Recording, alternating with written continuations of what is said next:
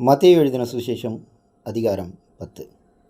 அப்பொழுது அவர் தம்முடைய 12 சீஷர்களையும் தம்மிடத்தில் வரவழைத்து, அசுத்த ஆவிகளை துரத்தவும் சகல வியாதிகளையும் சகல நோய்களையும் நீக்கவும் அவர்களுக்கு அதிகாரம் கொடுத்தார்.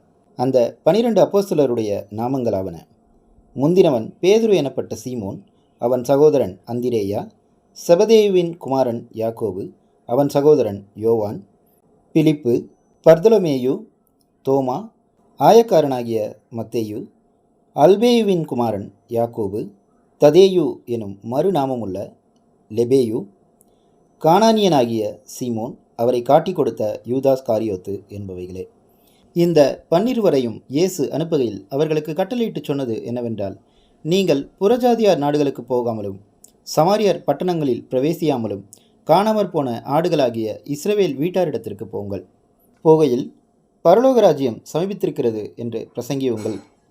வியாதியுள்ளவர்களை சுஸ்தமாக்குங்கள், குஷ்டரோகிகளை சுத்தம் பண்ணுங்கள், மரித்தோரை எழுப்புங்கள், பிசாசுகளை துரத்துங்கள், இலவசமாய் பெற்றீர்கள், இலவசமாய் கொடுங்கள். உங்கள் கச்சைகளில் பொன்னையாவது வெள்ளியையாவது செம்பையாவது வழிக்காக பையையாவது 2 அங்கிகளையாவது பாதரட்சைகளையாவது தடியையாவது தேடி வைக்க வேண்டாம். வேலையால் தன் ஆகாரத்துக்கு பாத்திரனாயிருக்கிறான். எந்த பட்டணத்திலாவது கிராமத்திலாவது நீங்கள் பிரவேசிக்கும் போது அதிலே பாத்திரமானவன் யார் என்று விசாரித்து நீங்கள் புறப்படும் அளவும் அவனிடத்தில் தங்கியிருங்கள். ஒரு வீட்டுக்குள் பிரவேசிக்கும் போது அதை வாழ்த்துங்கள். அந்த வீடு பாத்திரமாயிருந்தால் நீங்கள் கூறிய சமாதானம் அவர்கள் மேல் வரக்கடவது. அபாத்திரமாயிருந்தால் நீங்கள் கூறின சமாதானம் உங்களிடத்திற்கு திரும்ப கடவது. எவனாகிலும் உங்களை ஏற்றுக்கொள்ளாமலும் உங்கள் வார்த்தைகளை கேளாமலும் போனால் அந்த வீட்டையாவது பட்டணத்தையாவது விட்டு புறப்படும் போது உங்கள் கால்களில் படிந்த தூசியை உதறி போடுங்கள். நியாய தீர்ப்பு நாளிலே அந்த பட்டணத்திற்கு நேரிடுவதை பார்க்கிலும் சோதோம் கொமோரா நாட்டிற்கு நேரிடுவது இலகுவாயிருக்கும் என்று மெய்யாகவே உங்களுக்கு சொல்லுகிறேன். ஆடுகளை ஓநாய்களுக்குள்ளே அனுப்புகிறது போல இதோ நான் உங்களை அனுப்புகிறேன். ஆகையால் சர்ப்பங்களைப் போல வினா உள்ளவர்களும் புறாக்களைப் போல கபடற்றவர்களுமாய் இருங்கள். மனுஷரை குறித்து எச்சரிக்கையாயிருங்கள். அவர்கள் உங்களை ஆலோசனை சங்கங்களுக்கு ஒப்புக் கொடுத்து தங்கள் ஜப ஆலயங்களில் உங்களை வாரினால் அடிப்பார்கள். அவர்களுக்கும் புறஜாதியாருக்கும் சாட்சியாக என் நிமித்தம் அதிபதிகளுக்கு முன்பாகவும் ராஜாக்களுக்கு முன்பாகவும் கொண்டு போகப்படுவீர்கள். அவர்கள் உங்களை ஒப்புக் கொடுக்கும்போது எப்படி பேசுவோம் என்றும் என்னத்தை பேசுவோம் என்றும் கவலைப்படாதிருங்கள். நீங்கள் பேச வேண்டுவது அந்நேரத்தில் உங்களுக்கு அருளப்படும். பேசுகிறவர் நீங்கள் அல்ல, உங்கள் பிதாவின் ஆவியானவரே உங்களிலிருந்து பேசுகிறவர்.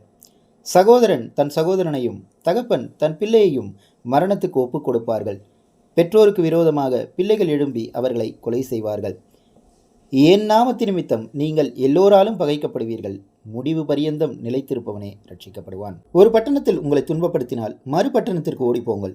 மனுஷகுமாரன் வருவதற்குள்ளாக நீங்கள் இஸ்ரவேலருடைய பட்டணங்களை எல்லாம் சுற்றி முடியாதென்று மெய்யாகவே உங்களுக்கு சொல்லுகிறேன். ஷீஷன் தன் போதகனிலும் வேலைக்காரன் தன் எஜமானிலும் மேற்பட்டவன் அல்ல. ஷீஷன் தன் போதகனைப் போலவும் வேலைக்காரன் தன் எஜமானனைப் போலவும் இருப்பது போதும். வீட்டு எஜமானனையே பெயர் செய்போல் என்று சொல்வார்களேயானால் அவன் வீட்டாரை அப்படி சொல்வது அதிக நிச்சயமல்லவா?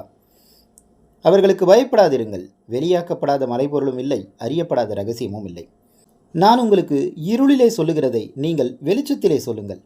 காதிலே கேட்கிறதை நீங்கள் வீடுகளின் மேல் பிரசித்தம் பண்ணுங்கள். ஆத்துமாவை கொல்ல வல்லவர்களாயிராமல் சரீரத்தை மாத்திரம் கொல்லுகிறவர்களுக்கு நீங்கள் பயப்பட வேண்டாம். ஆத்துமாவையும் சரீரத்தையும் நரகத்திலே அழிக்க வல்லவருக்கே நீங்கள் பயப்படுங்கள். ஒரு காசுக்கு 2 அடைக்கலான் குருவிகளை விற்கிறார்கள் அல்லவா? ஆயினும் உங்கள் பிதாவின் சித்தமில்லாமல் அவைகளில் ஒன்றாகிலும் தரையிலே விழாது. உங்கள் தலையில் உள்ள மயிரெல்லாம் எண்ணப்பட்டிருக்கிறது. ஆதலால் பயப்படாதிருங்கள். அநேகம் அடைக்கலான் குருவிகளை பார்க்கிலும் நீங்கள் விசேஷித்தவர்களாயிருக்கிறீர்கள். மனுஷர் முன்பாக என்னை அறிக்கை பண்ணுகிறவன் எவனோ அவனை நானும் பரலோகத்தில் இருக்கிற என் பிதாவின் முன்பாக அறிக்கை பண்ணுவேன். மனுஷர் முன்பாக என்னை மறுதலிக்கிறவன் எவனோ அவனை நானும் பரலோகத்தில் இருக்கிற என் பிதாவின் முன்பாக மறுதலிப்பேன். பூமியின் மேல் சமாதானத்தை அனுப்ப வந்தேன் என்று எண்ணாதிருங்கள். சமாதானத்தை அல்ல, பட்டயத்தையே அனுப்ப வந்தேன். எப்படியெனில் மகனுக்கும் தகப்பனுக்கும் மகளுக்கும் தாய்க்கும் மருமகளுக்கும் மாமிக்கும் பிரிவினை உண்டாக்க வந்தேன். ஒரு மனுஷனுக்கு சத்துருக்கள் அவன் வீட்டாரே. தகப்பனையாவது தாயையாவது என்னிலும் அதிகமாய் நேசிக்கிறவன் எனக்கு பாத்திரன் அல்ல. மகனையாவது மகளையாவது என்னிலும் அதிகமாய் நேசிக்கிறவன் எனக்கு பாத்திரன் அல்ல. தன் சிலுவையை எடுத்துக்கொண்டு என்னை பின்பற்றாதவன் எனக்கு பாத்திரன் அல்ல. தன் ஜீவனை காக்கிறவன் அதை இழந்து போவான். என் நிமித்தம் தன் ஜீவனை இழந்து போகிறவன் அதை காப்பான்.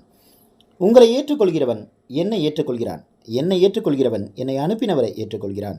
தீர்க்கதரிசி என்னும் நாமத்து நிமித்தம் தீர்க்கதரிசியை ஏற்றுக்கொள்ளுகிறவன் தீர்க்கதரிசிக்கேற்ற பலனை அடைவான்.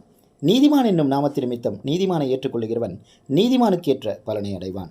ஷீஷன் என்னும் நாமத்து நிமித்தம் இந்த சிறியரில் ஒருவனுக்கு ஒரு கலசம் தண்ணீர் மாத்திரம் குடிக்க கொடுக்கிறவனும் தன் பலனை அடையாமற் போகான் என்று மெய்யாகவே உங்களுக்கு சொல்லுகிறேன் என்றார்.